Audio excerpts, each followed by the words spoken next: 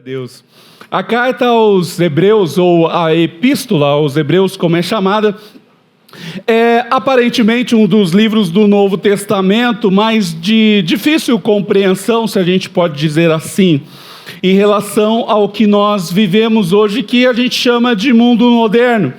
As inúmeras citações contidas na carta aos Hebreus do Antigo Testamento, e alusões que enchem as suas páginas com os textos que remetem ao Antigo Testamento, cercam o sistema sacerdotal, o sistema sacrificial de Israel, que controlam toda essa argumentação da carta aos Hebreus. No capítulo 7, muitos se sentem perdidos quando nos deparamos com um texto que menciona Melquisedeque numa comparação a Jesus Cristo.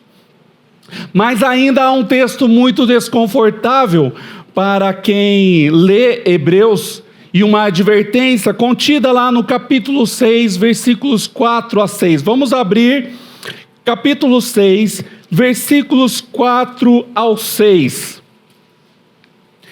É um primeiro texto, não é esse que vai pautar a nossa noite hoje, mas para você poder acompanhar. Amém? Vamos ler juntos? Hebreus capítulo 6, versículos do 4 ao 6 diz assim: Ora, para aqueles que uma vez foram iluminados, provaram do dom celestial, tornaram-se participantes do Espírito Santo, experimentaram a bondade da palavra de Deus e os poderes da era que há de vir, e caíram. É impossível que sejam reconduzidos ao arrependimento, pois para si mesmos estão crucificando de novo o Filho de Deus, sujeitando-se à desonra pública. É um texto um tanto quanto difícil, ao que parece então, quando você lê esse texto, que aqueles que experimentaram a bondade de Deus, participaram do sentimento do Espírito Santo e da era que há de vir, podem sim perder a salvação. É um texto um tanto quanto complicado, mas nós precisamos entender isso. Mas não é sobre isso que trata a nossa mensagem de hoje, do que nós vamos falar em Hebreus. Como diz D.A. Carson, ele vai dizer que há muitos tesouros aqui para enriquecer o nosso entendimento de Deus e de seus propósitos. Então, assim como toda a Bíblia, Hebreus contém tesouros que nós vamos tirar desse texto para nós compreendermos o que nós podemos aplicar nos dias de hoje.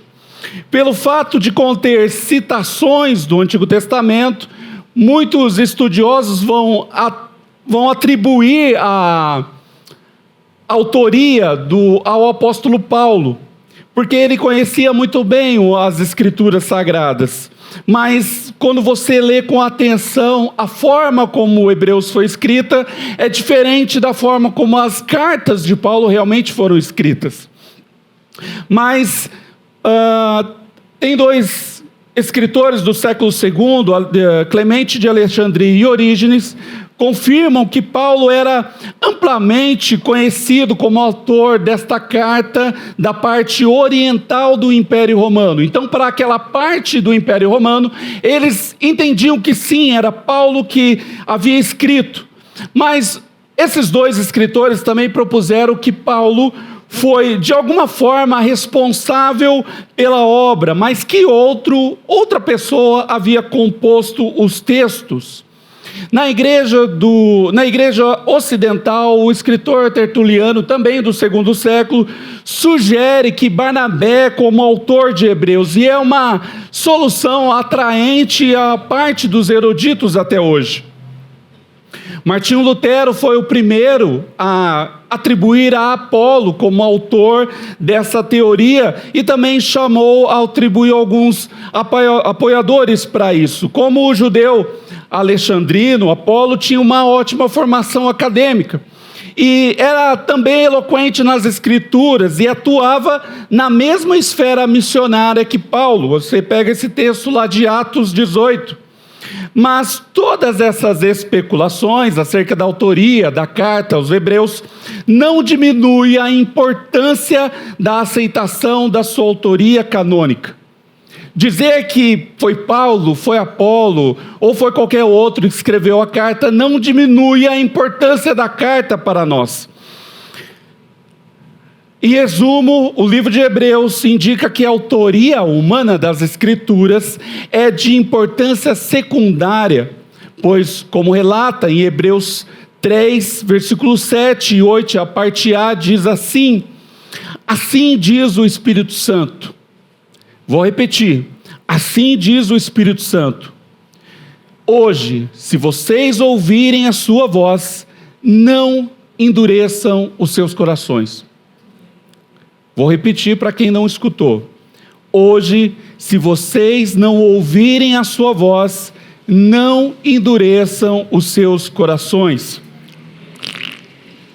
Ainda citando J.R. Carson, ele vai completar dizendo que devemos estar dispostos a aceitar que pouco importa quem escreveu Hebreus, mas sim que foi inspirado pelo Espírito Santo.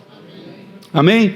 O que vale hoje, então, são as verdades que podemos tirar deste livro. Dito isso, nós vamos para o texto base de Hebreus capítulo 12, versículos de 1 a 7. Nós vamos fazer essa leitura. E eu convido toda a igreja a ler comigo este texto. Amém? Capítulo 12, versículos de 1 a 7, diz assim: portanto, também nós, uma vez que estamos rodeados por tão grande nuvem de testemunhas, livremos de tudo o que nos atrapalha e do pecado que nos envolve, e corramos com perseverança a corrida que nos é proposta. E tendo os olhos fitos em Jesus, autor e consumador da nossa fé, ele, pela alegria que lhe fora proposta, suportou a cruz, desprezando a vergonha, e assentou-se à direita do trono de Deus. Pensem bem naquele que suportou tal oposição dos pecadores contra si mesmo, para que vocês não se cansem nem desanimem. Na luta contra o pecado, vocês ainda não resistiram até o ponto de derramar o próprio sangue. Vocês se esqueceram da palavra de ânimo que lhes dirige como filhos. Meu filho, não despreze a disciplina do Senhor, nem se magoe com a sua repreensão. Pois o Senhor disciplina a quem ama e castiga todo aquele a quem aceita como filhos. Suportem as dificuldades recebendo com disciplina. Deus os trata como filhos. Ora, qual o filho que não é disciplinado por seu pai? Esse é o texto que nós vamos estudar a partir de agora. Viver uma mudança por si só não é fácil. Eu, felizmente ou infelizmente, tenho bastante experiência nisso. Ainda quando eu era criança, meu pai trabalhava em empresas e constantemente a gente mudava de casa. Boa parte delas eu lembro. Outra boa parte não, eu era muito pequeno. Eu me recordo que nós morávamos em Atibaia e depois disso viemos morar em Jacareí, e por lá eu fiquei até a fase adulta, e sempre de tempos em tempos, ora pelo fim do contrato de aluguel, ora pelo fim do fato do dono pedir a casa porque ia vender, ou qualquer outro motivo, nós precisávamos mudar. E a preparação de uma mudança não é fácil. Você começa a empacotar as coisas, começa a encontrar coisas que você havia perdido ou nem imaginava que tinha. Você começa a encontrar essas coisas e já logo dá um destino para ela, que possivelmente é o lixo. Outras coisas você vê que não faz mais parte, talvez você nem use mais, você acaba doando. E poucas coisas, na verdade, você leva consigo para essa mudança. E nesse processo de mudança, nos gera também expectativa por ver tudo arrumado quanto antes, por colocar a casa em ordem, por deixar tudo pronto, por fixar os armários da cozinha, por arrumar os pratos, por arrumar o guarda-roupa. É uma tensão em nós para isso. Tudo isso faz parte de um único pacote, uma mudança para a casa nova. E ao refletir nesse momento que nós estamos vivendo como igreja, numa mudança, me fez pensar e relembrar e refletir sobre algumas coisas. E é nesses pontos que nós vamos discorrer a partir de agora. E o primeiro é: toda mudança precisa começar de algum lugar. Então, nós precisamos começar limpando as gavetas. Vamos ler Hebreus 12, versículo 1. Vamos ler todos juntos? Diz assim a palavra de Deus: portanto, nós, uma vez que estamos rodeados por tão grande número de testemunhas, livremos-nos de tudo que nos atrapalha e do pecado que nos envolve. Amém. A fase de começar a empacotar as coisas, tirando roupas do guarda-roupa, louça do armário, organizando copos, tirando as coisas da geladeira, é um misto de sentimentos. Eu não sei quem já passou por isso, mas eu passei por várias vezes disso. E certa angústia e também um bom ânimo por querer começar o novo. Mas uma coisa é certa: é preciso começar de algum lugar. Uma mudança, você não consegue colocar o armário da cozinha do jeito que você tem hoje na sua casa, direto no caminhão. Você precisa tirar as coisas de lá. Porque por mais que você consiga fazer isso de uma forma sobrenatural, sobre-humana, você, ao chegar no destino com o seu armário, possivelmente parte das coisas que estão lá dentro vai estar quebrada. Copos não vão estar no lugar, pratos vão estar revirados, se houver coisas da despensa de comida, vão estar todas bagunçadas. Ou seja, não vai chegar do jeito que você deixou. O pior de tudo, isso, é que tem gente fazendo isso com a própria vida. Quer uma mudança de vida, mas não quer mexer no armário da sua vida. Não quer mexer nas coisas que estão lá. Você pode até se perguntar: mas como uma pessoa que pode querer tirar o jogo de copos e as taças e os pratos e embrulhar de forma adequada, como que ela pode viver nesse processo? É que nesse processo, se ela não quiser mexer, ela vai se deparar com coisas que ela não queria ter visto. Então, num processo de mudança da sua vida, vão ter coisas dentro da gaveta da sua vida, que estão lá escondidas, que você precisa mexer, acaso queira uma mudança de vida. Não dá para mudar de vida e deixar as coisas antigas na gaveta. Não dá para carregar coisas na sua vida, se você quiser carregar coisas do passado. Uma mudança de vida, ela é uma mudança completa de vida. Quando você faz essa analogia de mudança de residência, você começa a imaginar: poxa, eu preciso empacotar toda a louça, eu preciso empacotar todos os copos. Aí, para quem tem taça, e taça é um negócio muito frágil, você coloca jornal, uns até separam aquele material. Mas pensa se você fizer isso na sua própria vida. Eu quero mudar de vida, mas a taça que eu tenho do pecado, eu não posso mexer. E aí a mudança de vida não acontece, porque quando você achar que chegou no destino final, aquela taça, fazendo uma analogia com o armário que está dentro do caminhão sem ser mexido, ele vai estar quebrado. E alguém vai perguntar para você: e essa taça aqui? O que é essa taça aqui da sua vida que está quebrada? Então você precisa rever isso. Então tem coisas escondidas ou perdidas nas gavetas dos armários da vida, que uma hora a gente precisa mexer. Eu não estou dizendo que esse sentimento, essa condição, essa coisa que você tem na gaveta, que ela não vai doer. Não é isso. Talvez ela machuque você, talvez machuque outras pessoas, mas se eu quero uma mudança completa de vida, eu preciso entender que essa coisa que está na gaveta, eu preciso tirar para fora e mostrar: eu tenho esse problema na minha gaveta e eu preciso resolver. Senão não há uma mudança completa. Certo dia, a minha amada esposa, que aqui está, ela estava organizando algumas coisas no nosso guarda-roupa. E lá na parte superior do guarda-roupa eu tenho um álbum que é da minha formatura, e os irmãos sabem, não é a gente que tira foto, são os fotógrafos, né? E dentro desse álbum tinha uma foto com uma colega de faculdade, uma foto que eu nem lembrava que estava lá, uma pessoa que também nem fazia importância para mim. E a minha esposa não ficou nada feliz com essa foto. Qual que foi o destino da foto? E lixo. Rasgou e foi lixo. Eu não senti nada, não briguei com ela, até porque ela tinha razão, mas eu não briguei com ela, porque a foto em si não representava nada para mim. Não tinha aquele sentimento, não, é meu colega de, sabe, não tanto faz.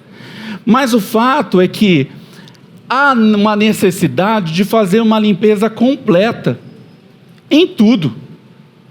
Então, se há alguma coisa ainda escondida, retraída em você, na sua casa, com o seu cônjuge, com a sua família, precisa ser exposto isso.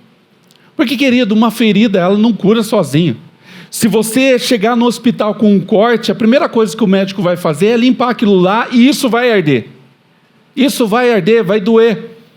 Quando, na época do Covid, eu passei mal, cheguei a desmaiar, bati a cabeça, cortei o lábio por dentro, tomei 2 pontos, 2 pontos. Na boca, doeu. Incomodou aquele tempo. Mas é necessário você passar por situações de cura, de transformação. Porque depois que tiver cicatrizado, não vai doer mais. Você vai até lembrar, aquilo lá vai até, talvez, te trazer uma lembrança. Mas não vai te machucar mais. Então, não apenas pecados, mas também preocupações excessivas, mágoas antigas, expectativas erradas, ressentimentos e tudo o que nos afasta da plenitude de Deus. Isso sim pode ser algo que você precisa expor. É aquilo que atrapalha o nosso relacionamento, que está nos afastando de Deus. Talvez você não sinta mais a presença de Deus. Talvez é algo que você tem colhido no seu coração, às vezes até sem querer, com relação à igreja, com relação aos irmãos, com relação a uma área do trabalho da sua vida, com relação à sua família, talvez. Você precisa expor isso para que isso cure. Eu estou dizendo para você vir aqui à frente e expor tudo, mas você precisa procurar a liderança da sua igreja. Afinal de contas, nós não estamos aqui só por estar. Irmãos, essa semana, toda vez que eu vou ministrar, eu faço essa oração. Deus, se eu não tiver nada para entregar, me tira. Eu oro para o pastor, manda mensagem, vou pregar no seu lugar, tá bom? Amém.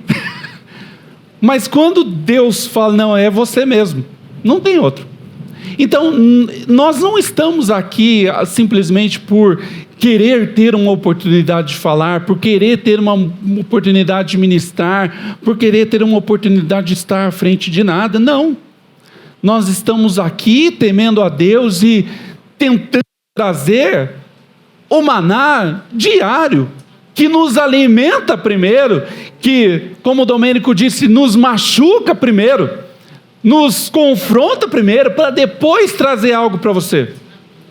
Porque se a palavra de Deus não falar comigo, querido, não vai falar com você.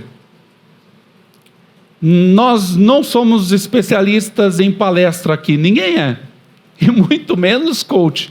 O que nós trazemos aqui é a palavra de Deus. Então precisamos ser honestos conosco e com Deus para identificar o que precisa ser jogado para fora. Pense na sua vida pessoal, profissional, na sua vida ministerial, o que está na sua gaveta que ainda você tem escondido, que você não compartilha? Talvez você não queira compartilhar com o pastor porque você acha ele meio maluco, mas você tem líder de células, você tem seus líderes de ministério, você tem pessoas que estão aqui anos antes até de mim e antes até do pastor, que trabalham na obra, e esses você pode contar. Você pode contar. Então, para partir para o segundo tópico, e toda mudança ela tem um alvo.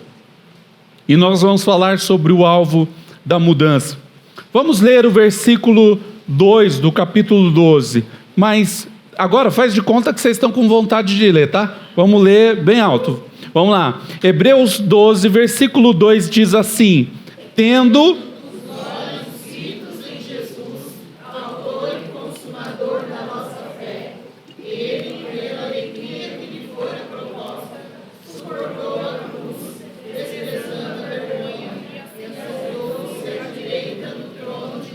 aleluia, aleluia, tá vendo? Quando a gente dá uma disfarçada, o negócio vai. O novo gera uma imensidão de sentimentos em nós, mas precisamos entender que é alvo da nossa mudança. Por vezes, eu lembro que o meu pai, nesse processo de escolher uma nova residência para a gente morar, ele ia por algumas bases ali, né? Primeiro ele procurava um local perto de uma escola, que a gente fosse estudar. Perto do centro da cidade, o mais perto possível, perto de hospital, perto de padaria, de mercado. Essa era a visão que ele tinha. Ele sempre falava para mim, eu lembro até hoje, ele falando para minha mãe assim, não, encontrei uma casa, tem escola perto, tem padaria perto, tudo era mais fácil para nós. Outras vezes ele não tinha escolha, porque o dono da casa pedia a casa porque já tinha vendido, e aí era a primeira que aparecesse, não tinha outro jeito. E por vezes outra era o aluguel, era o mais barato possível.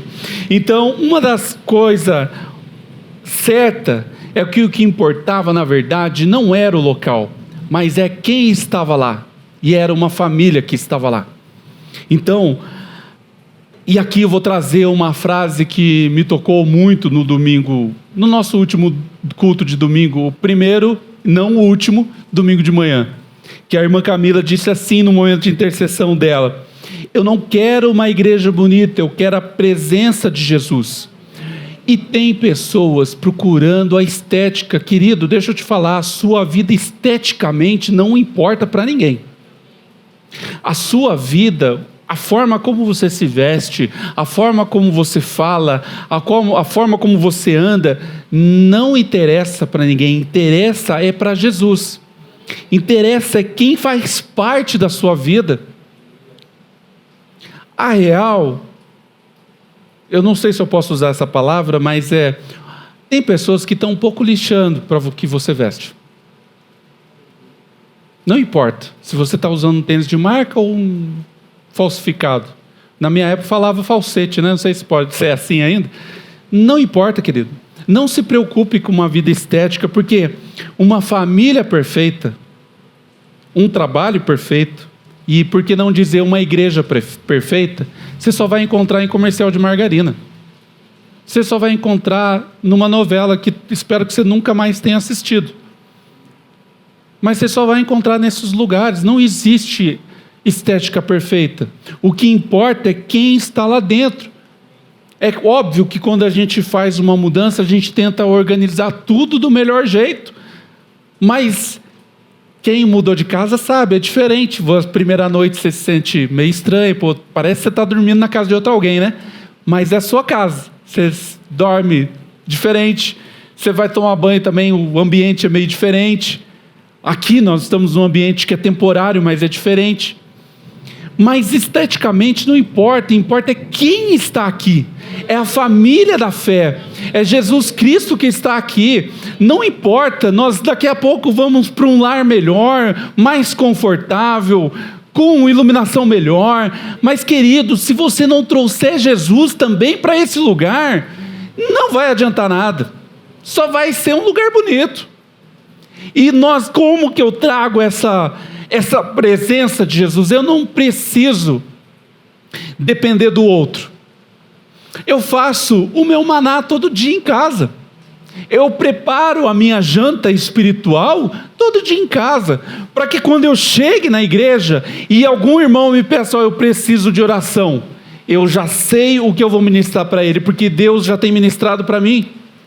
Então eu não preciso viver uma vida de faz de conta, para que os outros vejam, para que eu tenho aquilo só para impressionar o outro. Não, eu tenho que viver uma vida de acordo com os meus padrões, óbvio, mas uma vida cheia da presença de Deus, e isso é o que mais importa. Amém? Então não espere a condição perfeita para somente então buscar a presença de Deus. Não espere o emprego perfeito para poder ofertar na igreja. Não espere o momento perfeito para você se derramar na presença de Deus. Não espere o momento perfeito, porque sabe o que vai acontecer? Talvez esse momento nunca chegue. Talvez daí você nunca oferte. Talvez daí você nunca participe.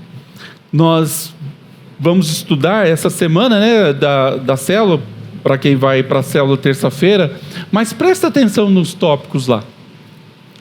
Você vai ver que o que a gente busca, o que a gente precisa é da presença de Deus.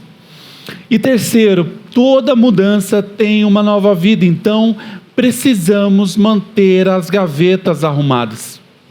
Ainda de forma animada, vamos ler o versículo 3, ele diz assim: pense bem naquele que suportou tal oposição dos pecadores contra si mesmo, para que vocês não se cansem nem desanimem. Aleluia. É fato então que há uma euforia quando você vai para uma casa nova. E essa euforia, ela pode se transformar, infelizmente, em comodismo. Dormir, como eu disse, num local novo, tomar banho num banheiro diferente, tudo isso faz parte, nos dá ânimo, gera uma euforia. Mas eu preciso também pensar que essa euforia, ela não pode se transformar em comodismo.